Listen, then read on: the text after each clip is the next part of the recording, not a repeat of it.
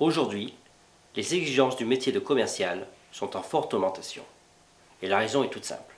C'est que les clients ont accès à l'information beaucoup plus facilement qu'il y a quelques années. Donc vous devez de ce fait être constamment bien formé sur les produits. Mais cela ne suffit pas, car vous n'êtes pas des formateurs, mais bien des vendeurs. Donc vous devez traduire vos connaissances produits dans un contexte commercial. Et là rentrent en jeu les techniques de vente, et pour les appliquer au mieux, la reconnaissance typologique, par couleur de vos clients. Vous trouverez de nombreux ouvrages qui vous parlent de systèmes de vente, des méthodes de vente, d'analyse de la clientèle, des méthodes de conclusion, etc. Toutes ces œuvres ont un point en commun, c'est qu'elles font une approche des techniques comme si les êtres humains étaient des robots, c'est-à-dire avec une pensée unique. Malheureusement pour ces techniques, et heureusement pour l'humanité, chaque être humain est différent de son voisin. Il est vrai par contre qu'autant que nous soyons différents l'un de l'autre, nous avons des ressemblances typiques de comportement. Mis à part notre statut social, nos origines, notre culture, etc., il y a des points communs, des signes de caractère et de personnalité qui sont les mêmes qu'un individu se trouve dans le nord, dans le sud, à l'ouest ou à l'est du monde. Comme nous avons vu dans l'introduction de ce film, Hippocrate et ensuite bien d'autres personnalités, comme Carl Gustav Jung ou William Marston, ont rassemblé la race humaine dans 4 grandes typologies. Nous appartenons tous à une typologie bien définie, prédominante. C'est-à-dire que dans chacun d'entre nous, il existe des traces plus ou moins profondes des différentes typologies. Mais une seule sera dominante. C'est à celle-ci que nous devons nous référer lors de notre négociation commerciale. Comme je disais, les typologies se divisent en 4 groupes. Imaginons un cercle divisé en 4. Ce cercle peut ressembler à notre planète. Donc divisé en 2 pôles, pôle nord et pôle sud, et séparé en 2 axes, est et ouest. Comment pouvons-nous penser vendre un produit à une personne qui a le caractère typique de l'homme qui sait ce qu'il veut, qui est entreprenant, qui aime aller à l'essentiel, et qui n'a pas peur de nouveaux projets, par rapport à une personne qui est plutôt réservée, qui se lance jamais dans un nouveau projet avant d'en avoir parlé à la moitié du monde, qui ne sait pas prendre de décision, et qui ne veut surtout pas de responsabilité. On peut comprendre que sans aller chercher bien loin, une simple conclusion de vente sera différente selon ces 2 profils. Je fais souvent allusion à un scénario quand j'explique à des commerciaux ma vision du client.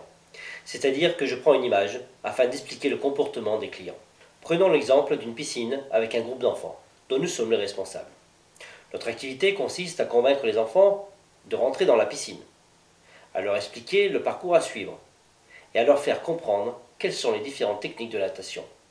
Et enfin, nous devons réussir à les convaincre de sortir de cette piscine.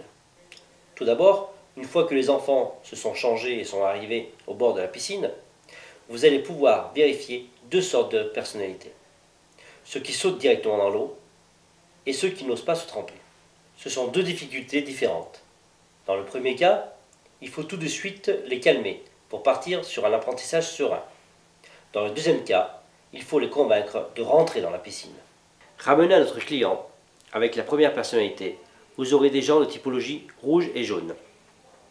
Ce sont des personnes généralement optimistes, qui n'ont pas de temps à perdre, et qui aiment bien prendre le contrôle des entretiens. Il faut avec ces clients reprendre le contrôle de l'entretien le plus vite possible. Avec la deuxième personnalité, vous aurez des gens de typologie bleue ou verte. Ce sont des personnes généralement assez discrètes, qui n'aiment pas trop prendre des responsabilités, et n'aiment pas le changement. Avec ces clients, vous devez prolonger les étapes, surtout la phase description de votre produit. Revenons à notre image. Une fois que vous avez réussi à convaincre tous les enfants d'entrer dans l'eau, vous devez les canaliser dans un parcours bien précis. Si nous restons sur l'exemple d'un bassin, de leur faire parcourir dans sa longueur en respectant une allée bien précise. Bien sûr, chaque enfant, pour le même parcours donné, aura besoin de méthodes d'explication différentes, les 4 styles. Une fois que vous voyez qu'il respecte ses limites, alors vous pourrez décrire les différentes techniques de natation. À ce moment, l'observation du moniteur est très importante. Il ne faut pas aller vite dans vos explications, car l'enfant risque de ne pas comprendre ce qu'on lui dit et de ne plus écouter. Il ne faut pas non plus aller trop lentement et diverger de nos explications, car là aussi, l'enfant ne vous écoutera plus, et donc il vaguera à son gré dans la piscine. C'est ce qu'on appelle fuir dans le bassin. Si vous arrivez à capter ce moment, il faut absolument répéter les explications en changeant de langage. Appliquons cette dernière remarque à nos clients. Si notre client ne comprend pas un des points de notre explication, soit il décroche complètement, soit vous aurez droit à une objection en phase de conclusion. Une fois que l'enfant a compris nos explications, nous devons tout doucement le faire revenir au point de départ du bassin et le convaincre à en sortir. Ceux qui ont des enfants savent très bien que ce n'est pas une tâche facile. Il arrive de nombreuses fois que l'enfant fasse des caprices, et une fois arrivé au bord du bassin, il retourne précipitamment au milieu de la piscine. Nous devons donc retravailler sur les explications afin qu'il revienne au bord du bassin et de nouveau le convaincre à en sortir. Avec notre client, ce sera exactement la même chose. Nous avons pris rendez-vous, venir à la piscine. Nous avons fait un très bon brise-glace, rentrer dans la piscine. Nous avons fait une superbe introduction, faire suivre nos parcours. Nous avons déroulé une excellente description, différentes techniques de natation. Et pour finir, nous avons fait une conclusion professionnelle, sortir de la piscine. Chaque étape est très importante, car à chacune d'elles, le client inconsciemment prépare ses objections. Si vous arrivez à percevoir où en est le client dans l'entretien, grâce à ses gestes ou à ses questions, vous arriverez toujours à l'intéresser et donc vous aurez plus de chances de conclure favorablement. La phase de conclusion, sortir de la piscine, est une des plus difficiles. Car si avant le client vous écoutait, dans cette phase, il doit prendre une décision.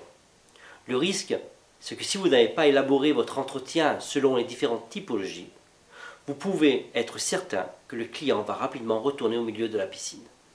À ce moment, il faudra avoir beaucoup de patience pour redonner les explications, afin que votre client revienne au bord de la piscine et de nouveau essayer de le faire sortir.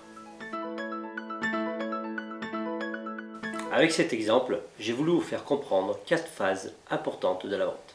La première, c'est de prendre un rendez-vous, chose qui n'est pas toujours facile, venir à la piscine.